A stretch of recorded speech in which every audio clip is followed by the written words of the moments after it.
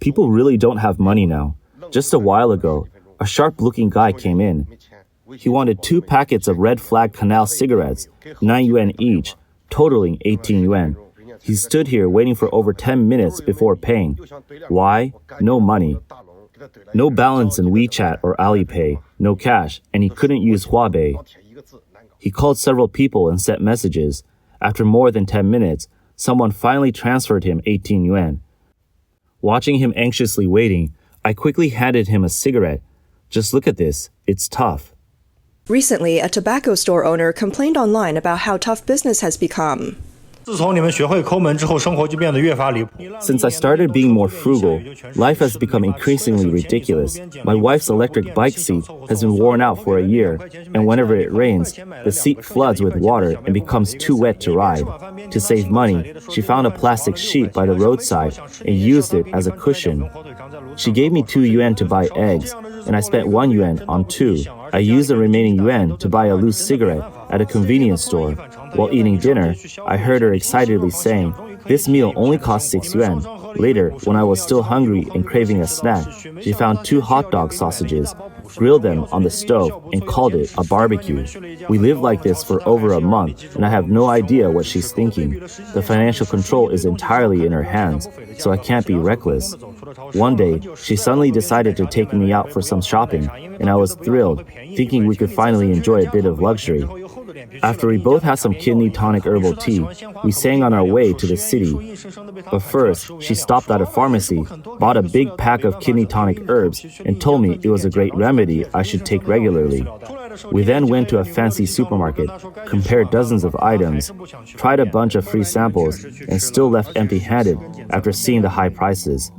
After walking around for a while and getting thirsty, we went to a milk tea shop where we ordered 2 sugar-free drinks to save 1 yuan. She double-checked with the staff about the sugar-free option. Then she went to another shop and ordered a sugary drink. She wanted flowers, and instead of buying 2 bouquets for 10 yuan each, she bargained for 2 bouquets for 15 yuan. The shopkeeper refused to give her an extra plastic bag, so she insisted on going to another jewelry store, pretended to look at rings, and asked for a plastic bag. By the time we left, it was dark and I was starving. I asked if we should have dinner, but she still didn't want to go to a restaurant. Eventually, we settled for a simple meal of snacks and light dishes, all-you-can-eat style. A couple made a vlog about their daily life, showing how they go to supermarkets to eat and drink for free, order sugar-free milk tea to save 1 yuan, pretend to buy diamond rings, and ask for bags at jewelry shops. The couple's behavior reflects the extreme frugality many people now practice. There used to be a trend of showing off wealth, with people flaunting what they thought were their most expensive possessions. Now there's a trend of showing off poverty, with many posting about their daily life, comparing who's poorer. In a few short street interview videos, we can see that people's attitudes toward consumption are changing rapidly. Can I ask you a question? Sure. Have you downgraded your consumption recently? Yes, I have. Can you give me an example? I used to never leave reviews on food delivery orders. Now, even if it's bad, I'll leave a good review if they offer me 50 cents. Have you downgraded your consumption recently? Definitely. I used to take a private car everywhere, but now I share rides. Maybe I'll drive myself soon. Also, I have a bit of fatty liver, but since I'm cutting back, I don't order takeout anymore. I cook at home, and my fatty liver has improved. Actually, the biggest change for me this year isn't a downgrade in consumption, but rather consumption disappearing. In the past, when I was tired from work, I ordered afternoon tea or milk tea. Now I just drink plain water. When the water tastes a bit bland, I buy the cheapest tea bags and brew them myself. I don't eat out much anymore. Occasionally, I compare prices across 4 apps for takeout. Even if I save just 1 yuan, I'll do it. The most extreme example is my colleague. He sold his birthday party props and dinnerware from last year. I thought, wow, he's even getting his money back. My consumption habits have really changed. When you say clothes aren't selling, I get it, but not cutting hair? That's hard to understand. Customers used to cut their hair at least 2 or 3 times a month. Now they only cut it once a month or even less. People are starting to make do with life. Today, my neighbor told me that vegetables aren't selling well. He used to sell a lot of other vegetables, but now he can only sell radishes and cabbage. The rest of the vegetables just sit there and rot. This consumption downgrade has affected us in 3rd and 4th tier cities. How are people in 1st and 2nd tier cities living? 现在根本就不是消费降级啊。 This isn't just consumption downgrade, it's extreme low consumption. Simply put, it's just about surviving. Anything else we try not to spend money on. That's why we're seeing a stagnation in consumption, with many physical stores closing down. A lot of people are out of work, and every industry is in a tough spot. People can't stop spending, but they can't keep up either. They're lowering their spending needs and trying to survive on as little as possible. It sounds funny, but it's really just a painful reality. Life used to be hard, but now just surviving is hard. A user named Sweet Mom, who runs a children's clothing store, recently complained on Douyin. She said it's hard just to survive, stating that even basic survival has become a challenge, let alone expecting a bright future. In simple terms, it's about just surviving and saving wherever possible. In this mindset, consumption is no longer about enjoyment or maintaining a decent lifestyle, but is reduced to the bare minimum, just enough to keep breathing. Everything else is unimportant. Recently, the topic of consumption downgrade has sparked attention on social media, with humorous descriptions of downgraded consumption becoming widely popular online. One car owner washes their car once a year, and the rest is left to the rain. I don't throw away the seasoning packet from instant noodles after one use. I buy extra noodles and reuse the seasoning 3 times. Weekends used to mean dining out at fancy restaurants. Now weekends are spent at home figuring out how to turn leftovers into something new, saving money while convincing myself I'm a Michelin chef.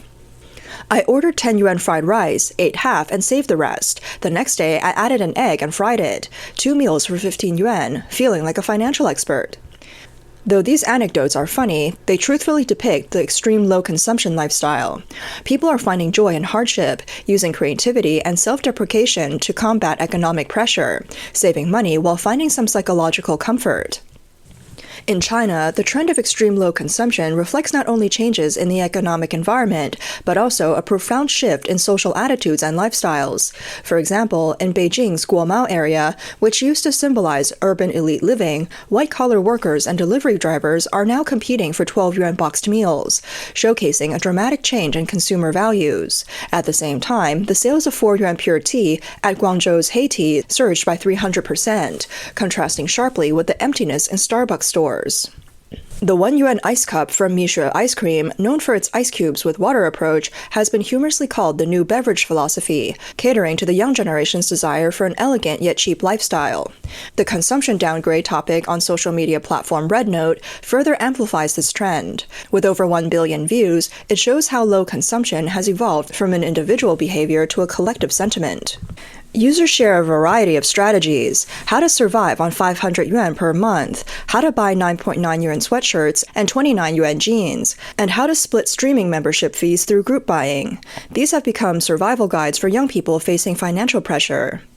This collective frugality extends beyond product choices to all aspects of life. For example, 10 yuan quick haircut shops now serve over 200 customers a day, reflecting the shift towards low-cost, high-efficiency services. This change is no longer just about saving money, but has taken on a trendy aspect, even becoming lifestyle wisdom worth showing off. In first-tier cities like Beijing, Shanghai, and Guangzhou, this change is particularly evident. White-collar workers who once enjoyed a high-consumption lifestyle with daily visits to cafes, gyms, and high-end restaurants now frequent poverty supermarkets, waiting for discounted products and comparing coupons on e-commerce platforms. Even the relatively stable middle class has begun to reassess their consumption habits and embrace a more careful spending lifestyle. Behind this phenomenon are external factors like employment pressure, as well as psychological expectations driven by an increased sense of uncertainty about the future. The recent extreme low consumption has gained widespread acceptance among young people may be tied to the rising household debt. Many people now carry mortgages, car loans, and consumption loans. The accumulation of debt has made their financial situation fragile, especially in the context of slowing economic growth and stagnant income growth in recent years. The debt burden has become like a mountain pressing down on ordinary people. 鼓励老百姓消费是对的，这没毛病。Nowadays, out of every 10 people, about 7 or 8 are burdened with small loans or online loans. They spend their entire monthly income just paying off these loans, leaving little for consumption. They don't have many options. They also want to take out loans from regular banks, but no banks will lend to them. Low-interest loans from banks are typically available only to employees of state-owned enterprises or government institutions, while ordinary workers can't access them. With the economy in a downturn and widespread layoffs across industries, it's hard enough for people to make their monthly loan payments. How can they afford to spend on anything else? Why is Mi Shui Bing Chen so popular? It's not because it's particularly tasty, but because it's cheap, right? Why is Pinduoduo so popular? Isn't it also because it's cheap? Why is consumption being downgraded? Isn't it because people don't have money? The government encourages spending by offering consumer loans, but who are these loans being given to? There are unemployed young people and middle-aged people everywhere. Who will receive these loans? If we don't solve the survival problems of small and medium-sized enterprises, we won't be able to address the employment issues faced by most people. That's the key. A former government worker in Shandong told overseas Chinese media that they can feel the trend of consumption downgrade. And saving money has become a national consensus. In some supermarkets, there are near-expiry products, and more people are hunting for bargains. Pizza Hut has started a price war. It used to be upscale, but now, in order to maintain its market, it has become more affordable. He observed that many local physical stores have closed, while new ones continue to open. But the new ones can't keep up with the speed of closures. Rent prices will also collapse. Whoever has the lowest rent wins. There are signs of rental units being transferred without any transfer fees. He also said that an old hotel in the city center closed at the end of last year, and a well-established small-scale clothing store that had been opened for more than 10 years posted a store for lease notice last November and has still not been leased out. The clothing store next door closed 2 days ago, and the one beside it closed in January. He said, "The store I've been renting in Wenzhou for half a year hasn't been leased out either. I don't know when the store across the street will close. In a few days, I might close too. I'm not spreading anxiety. This is the real situation around me. I'm really admiring myself for surviving 5 years." In recent years, China's economy has been continuously declining. Domestic employment pressure has been high, and the recovery after the pandemic has been slow, making people more pessimistic about the future. High housing prices, the rising cost of children's education, and the heavy burden of medical expenses are like a tightly woven net, constraining both their consumption willingness and ability.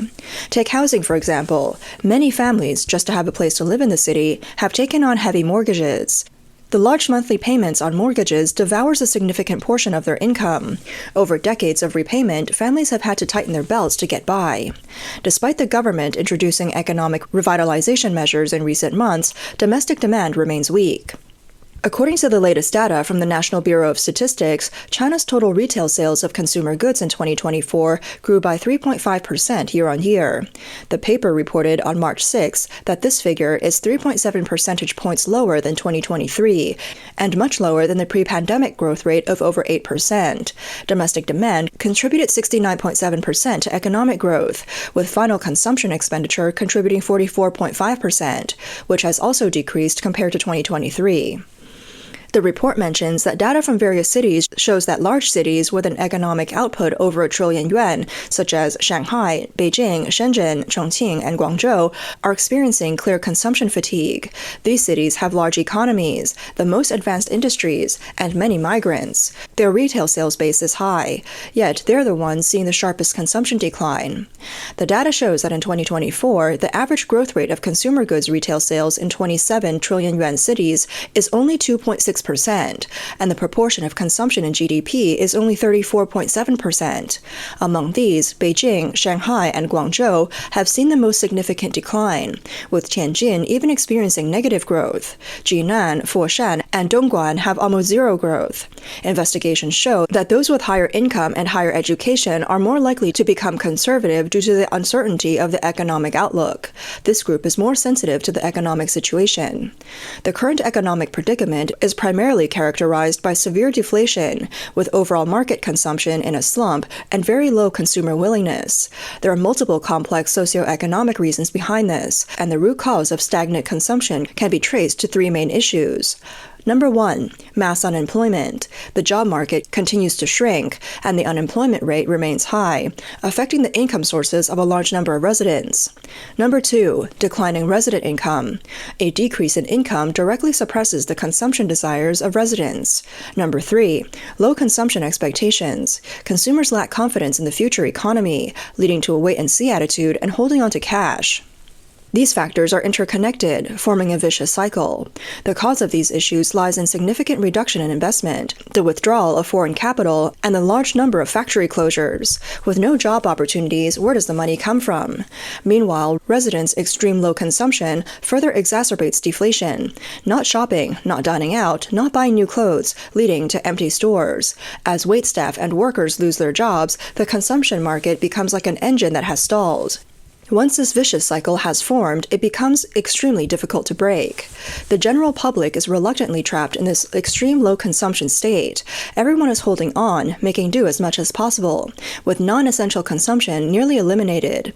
In this state, the economy is not only stagnant, but even faces the risk of further decline. Ultimately, beneath the surface of deflation lies a threefold collapse of employment, income, and confidence.